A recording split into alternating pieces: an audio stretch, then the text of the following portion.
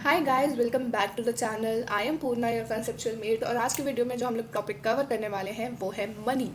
ठीक है। सो पिछले वीडियो में हम लोग ने बार्टर सिस्टम के बारे में पढ़ा, उसके क्या क्या ड्रॉबैक्स थे उनके बारे में पढ़ा, और उन सभी ड्रॉबैक्स को ओवरकम करने के लिए मनी आया। तो अभी हम इस वीडियो में मनी के बारे में पढ़ेंगे और उसके क्या क्या फंक्शंस हैं उसके बारे में पढ़ेंगे। सो बेसिकली मनी के फंक्शंस को ना ध्यान करना बहुत ईजी है, क्योंकि जो वाटर सिस्टम में हम लोग के ड्रॉबैक्स थे ना, बस उन्हीं का अपोजिट जो है वो मनी के फंक्शन है। सो जैसे कि बार्टर सिस्टम में हमारा सबसे पहला ड्रॉबैक था डबल कोइंसिडेंस ऑफ वांट। अब उसका सोल्यूशन क्या है? Medium of exchange. मतलब कि पहले हम लोग को प्रॉब्लम होती थी ट्रांजैक्शन करने में, क्योंकि जो मैं बेचना चाह रही हूँ और जो मैं खरीदना चाह रही हूँ, पहले तो जो मैं बेचना चाह रही हूँ उसकी आपको ज़रूरत होनी चाहिए, और प्लस जो मैं खरीदना चाह रही हूँ वो आपके पास होना चाहिए, तभी हम दोनों के बीच में ट्रांजैक्शन हो सकता है। लेकिन मनी ने हमारी ये प्रॉब्लम दूर कर दी, क्योंकि वो एक मीडियम ऑफ एक्सचेंज की तरह बीच में आ गया। अब जो मैं बेचना चाह रही हूँ वो मनी के एक्सचेंज पे बेच दूंगी, और जो मैं खरीदना चाह रही हूँ वो मनी के एक्सचेंज पे खरीद लूंगी।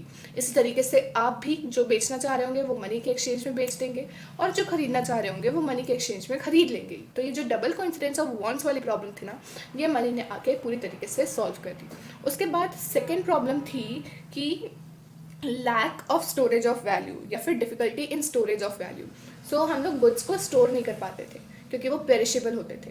लेकिन मनी को हम लोग ईजिली स्टोर कर सकते हैं। जैसे कि हम लोग जो सेविंग्स करते हैं वो मनी के फॉर्म में ही करते हैं, क्योंकि मनी पेरिशेबल नहीं होता, वो ख़राब नहीं होता ओवर टाइम। सो इसलिए ये जो हम लोग की difficulty of storage of value वाली प्रॉब्लम थी वो भी सॉल्व हो गई। प्लस उसके साथ एक ट्रांसफर ऑफ वैल्यू वाला पॉइंट भी था, तो वो भी हम लोग ईजिली कर सकते हैं मनी के थ्रू, क्योंकि मनी को ट्रांसफर करने में यूजुअली कम कॉस्ट इन्वॉल्व होती है। ठीक है। उसके बाद आता है मेजर ऑफ वैल्यू।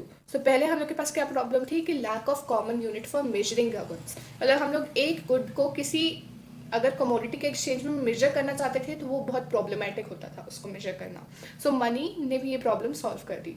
अब हम लोग एक गुड को मनी की वैल्यू में मेजर करते हैं, और जो दूसरा गुड है उसको भी मनी की वैल्यू में ही मेजर करते हैं। तो ऐसे में हमको उन दोनों गुड्स की कॉस्ट को कंपेयर नहीं करना पड़ता, उन दोनों को आपस में एक दूसरे से रिलेट नहीं करना पड़ता।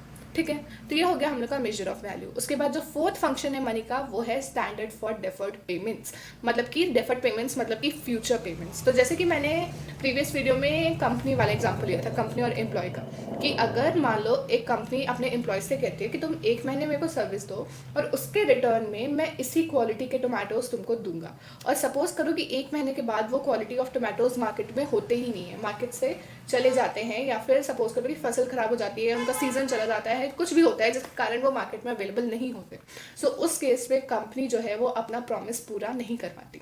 लेकिन मनी के केस में ऐसा नहीं होता। मनी तो सेम ही रहेगा, चाहे आज है, चाहे कल है, चाहे जब भी है। सो मनी के केस में ऐसा नहीं होता, और इसलिए जो deferred payments, contractual payments, future payments, ये सब पॉसिबल हो पाती हैं।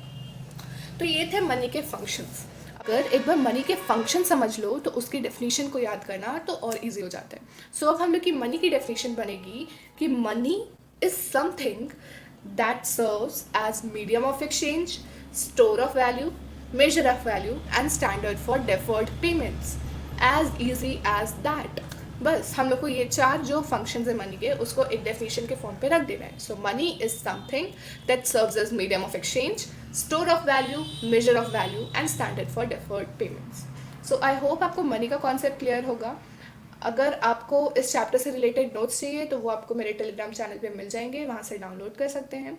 अगर आपको ये वीडियो यूजफुल लगा, इन्फॉर्मेटिव लगा, तो do stay tune for more such upcoming content. Till then a very good bye.